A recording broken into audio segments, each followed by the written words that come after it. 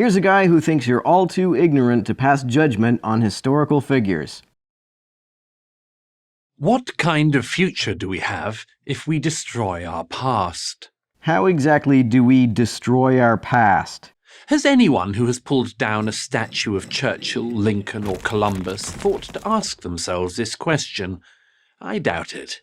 I would hope not, because it would be a nonsensical question to ask. Removing statues doesn't destroy the past. Nobody is calling for these folks to be erased from any history books. Quite the opposite. The folks who advocate the removal of statues often advocate that more be written about the people they depict than the mere hagiographies that have dominated the literature about them. They want the full story to be told. They want more regard for the past, not less. The presumption that we can stand in perfect judgment over the lives of historical figures is not merely foolish and unfair, it's dangerous. It's also an idea nobody holds. Who really claims that they stand in perfect judgment of anything? They're just making moral judgments on the basis of what they know. What's wrong with that? If we ought to refrain from making moral judgments about historical figures, I see that as an argument in favor of getting rid of all monuments honoring them. Because to erect and maintain such monuments is itself a moral judgment about those people. It's a judgment in their favor. Consider what the statue destroyers are in effect saying. They are saying that people in history should have known what we know. That's tantamount to saying they should have known the future. Well, first of all, not every historical figure whose statue was pulled down was simply morally ignorant due to the circumstances of their historical context. Some were bigoted even by the standards of their time. This is especially true of the folks who fought for the Confederacy, of whom there are many statues. The fact that they fought a war against abolitionists is pretty clear proof that they were aware that abolitionism was a pretty prominent moral position in their day. Ignorance is not a credible excuse for them. Secondly, even with respect to the folks who were simply morally mistaken due to ignorance, if that ignorance produced behavior that we consider intolerable in our time, then I see no reason we are obligated to maintain monuments honoring them in our time. This is, of course, absurd. Yet more and more people believe it. Why? Simple. It's what they're taught. It is the fruit of an education system that long ago prioritized empathy over facts, that believes the ultimate point of history is not to learn lessons from it, but to judge it from the preordained left-wing conclusions about such ill-defined concepts as social justice, equity, and tolerance. Apart from breeding ignorance, this kind of education invites the student, the child really, to be judge, jury, and executioner over issues that they, and increasingly their teachers, know little or nothing about. Doug says this as though the centuries of hagiographies about these same figures do not themselves pass any kind of judgments. And also, he seems to be making two contrary arguments here. At first he said that he didn't think we should judge historical figures because we know more than they did. Now he's saying that we shouldn't judge them because we know less about their situation than they did. Which is it? Because no one has bothered to teach them the nuance, complexity, and context that is history. It also breeds arrogance. I know things these people did not know, therefore I am better than they were. They have nothing to teach me. In fact, I must teach them. Okay, nobody is trying to teach anything to dead people. Also, Doug's attitude towards statue destroyers doesn't make it sound like he has all that much of a problem with arrogance per se. And down comes the statue. A new, better history must take the place of the old one. No, the position is that a more thorough history must supplement the old one. In America, this impulse has culminated in the 1619 Project, an initiative started by the New York Times and now in schools everywhere, which attempts to make the arrival of the first African slaves into the American colonies the foundational date of the American Republic. 1776, the American Revolution? In the new history, that was just about protecting the founders' slave interests. These men, some of the most remarkable humans that have lived at any time, are to be understood simply by their attitude towards this one issue. Citation needed. I haven't heard anybody argue that they should be understood solely by their attitude on this one issue, but rather that fully understanding them must take their attitude on this issue into account. We mustn't wave the issue away with excuses. It's a very consequential factor that previous history books haven't granted due regard.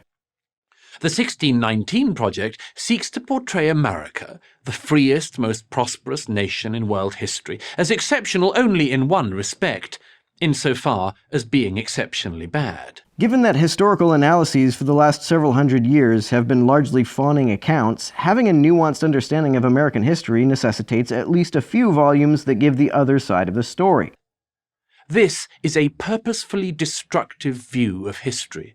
It is one intended to pull down rather than to build up.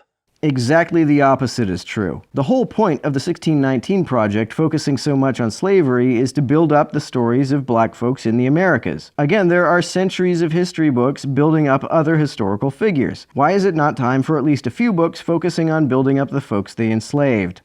A healthy, humane, and in the truest sense liberal mind does not view history as a mere playpen for our moral judgment. Doug seems to think that its primary purpose ought to be to make the folks who benefit the most from the status quo feel good about themselves. If history shouldn't be a playpen for our moral judgment, then we shouldn't have statues honoring historical figures at all. Because judging a historical figure as being deserving of a monument is itself passing a moral judgment. It recognizes that people in the past acted on the information they had just as we do today. Sure, it would have been nice if the founders of America had abolished slavery in its constitution. Some, in fact, tried very hard to do so. But had they been unwilling to compromise, there would be no constitution and no United States. All the sacrifices of the revolution would have been lost, so a compromise balancing the interests of the northern states and the southern states was reached. If the price of uniting the states was tolerance of slavery, I'm not convinced that was a price worth paying. Doug seems to think that the fact, if it even is a fact, that the United States wouldn't exist without tolerating slavery allows the founders a moral pass for doing so. That doesn't strike me as a very strong argument. Of course, the woke mind abhors these subtleties. It knows that it is right, and that everybody before our current age, year zero, should have known better. Anyway, they were all bigots. Why should we give them any benefit of the doubt, let alone admire them or learn from them? Well, again, to admire them would also be passing a kind of judgment. Doug's clearly not really opposed to passing moral judgment on historical figures, he's just against passing negative judgments on the historical figures he likes. He seems to think that the folks who criticize historical figures don't want to take any ideas from them at all, which isn't the case. I don't think there should be a monument to FDR because he interned the Japanese, but I nonetheless think we should take many of his economic policy ideas seriously. Well, maybe because, like everyone else, the great figures of the past did the best they could under the circumstances in which they found themselves. If that's the case, then none of the statues of Confederate leaders depict any of these great figures. That their efforts largely succeeded is why we are here. When someone tried to give Sir Isaac Newton credit for his world-changing discoveries in physics, the great man demurred. He said he was only able to achieve what he did by standing on the shoulders of the giants who went before him. Today's left rejects Newton's humility. I don't agree. I think calling attention to the errors of one's own ancestors is an act of humility. Getting annoyed at the folks who call attention to the wrongdoings of those who built the political system from which you benefit is a rejection of humility. It doesn't believe that we stand on anyone's shoulders. It imagines that if we could only liberate ourselves from the dusty, misguided, and misinformed ideas of the past, then we might see further, fly still higher. This view is wrong. Well, if Newton believed that view to be wrong with respect to at least some of the scientists who came before him, he wouldn't have corrected any of the many mistakes that they made. Before Newton, Aristotle was the most highly regarded physicist, but Isaac tossed a lot of his ideas in the garbage, and we're all better off because he did. Then Einstein came along, and while also benefiting from some past ideas, he also discarded many, including some of Newton's, and we're all better off because of that. Divorced from our past, we would be utterly lost.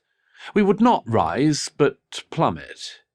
We would be forced to start again with far less insight and with far poorer examples as our guides. Sure, but nobody is arguing for erasing or forgetting the past. The aim of the 1619 Project is not to forget about anything that happened in history, but rather to know more about it, to add the often unflattering but no less important context to historical figures and events that previously received uncritical accolades. Ironically, thanks to the statue destroyers, the great figures of the past have never looked greater. I'm Douglas Murray. See this, Doug? This meme is what you sound like when you say that.